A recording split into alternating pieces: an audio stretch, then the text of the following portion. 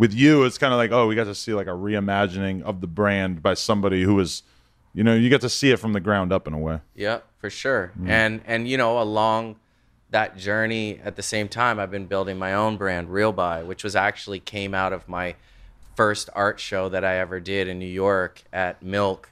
It was insane. It was like so fun. Like, What year did you first start using that name?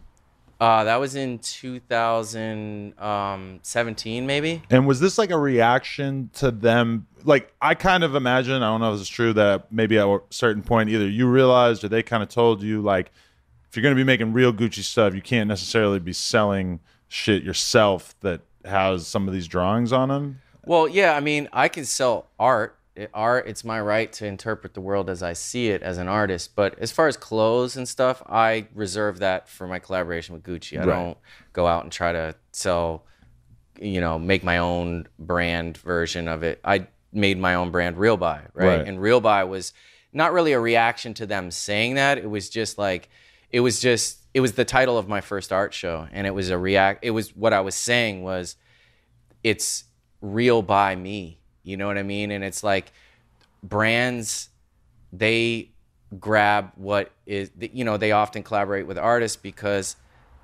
artists bring something that's very real and authentic and relatable to the brand. So I wanted to do this Real By play on that. And we did some t-shirts and stuff at the first thing. And it was like people were really, into it. So I was like, oh, let's push this further. And then, I just did a museum show last year, and it was like a overview of my whole life as an artist. It was at the Modern Art Museum in Shanghai, and I did all this crazy sculpture stuff. I had like 5 different rooms. One was like dedicated to my street stuff. One was dedicated to my music stuff. One was dedicated to like my studio. Another was dedicated to, I did a store that was like my brand, and it was the Real By store. And we just made all this crazy stuff like jackets and pants and whatever. And then I went to Paris Fashion Week and did all that. And it was just started to happen naturally. And so that's been fun too, and to be able to like have my own inventory of stuff and hooking my friends up and the, skaters and snowboarders and stuff that I think are rad, and give that kind of same support out that I received as a kid, is a cool place to be. I was interested when I saw that you had a booth at like Complex Con. Oh yeah, that was fun. And that kind of made me think, like, I wonder what the future of the Real By thing is going to be. Like, could he see himself doing a lot of these more sort of like mainstream, like consumer friendly fashion type things? Like, do you look at other brands? Is there any brands that you look at that you could kind of imagine it being similar to over the years? I don't even know. Or is it more of an art project in your head? It is kind of an art project. I feel like the brand is about the art, and it's like about creating experience. That's why I loved the Complex Con thing. It was really fun just because it was just a place to like create an experience. And, my friend was tattooing, and like my other friends were working there with me, and like I made a bunch of like one-of-one stuff here on the floor, and like everything. Even when I like do a print run of the shirts or whatever, it all starts with like just making something on the floor and like making it in a real artful way.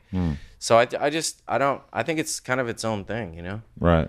How much of your time does it take? And like, do you have a vision for it? Like hiring employees and really kind of like making it start operating on its own? Or is it more just like you feel like doing something, you do it?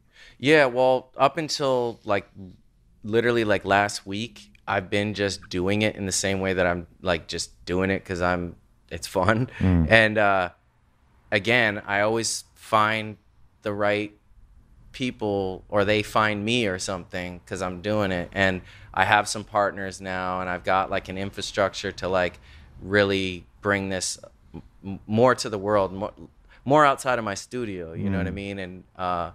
And that's rad. Like, I think for me, it's all about sharing the art and the experience and the story, whether it's with the paintings or with the clothing or with the music. It's just like sharing it and having it reach as many people as possible. I think that that's the goal. So But if you want to be a really prolific artist, if you want to really make an impact on the culture, you as an adult, like, do you look at it and you're like, you have to have other people involved to help you deal with the business of it?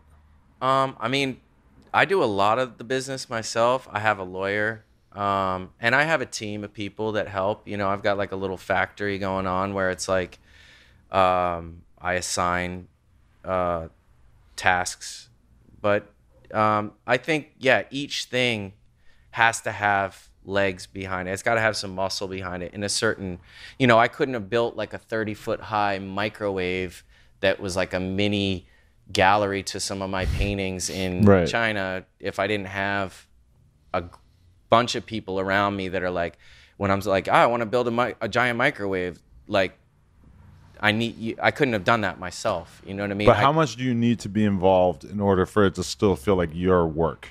Well, just the conceptual part of it. You know what I mean? Like, it's just like an idea like that. I don't know how to build a giant microwave, but like, I know the microwave over there that I heat my coffee up in every day is the perfect thing to replicate. So I'm like, just replicate this microwave and make it as big as this room and hang my paintings in it. And it came out perfect. You know? Right.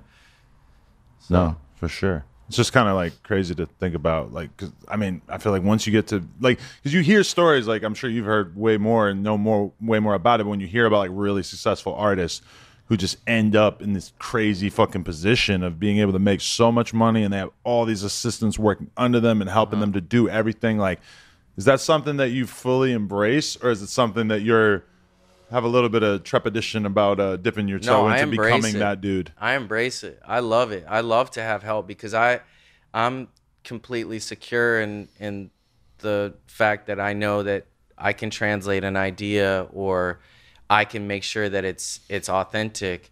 But I know that it takes a village sometimes, you know, and it's like for the scale of things that I'm trying to do with my career, you know, it's I look at people like Andy Warhol, you know, it's like I'm trying to do that. Like I'm trying to go as big as possible, and sometimes that starts with just making something on the floor or doing a sketch or whatever, but it takes a group of people that understand what I'm trying to do, just like Alessandro understood what I was trying to convey with the fashion and bring it to the world, you know? So I'm always like welcoming that kind of help because I'm trying to go big, you know? Right. Yeah, you can't get big without getting a little bit of assistance at some point. For sure. Hey, hope you enjoyed this video. If you did, subscribe. We just hit 200K. We're trying to get to 300K. Turn us up. Appreciate y'all. Let's go.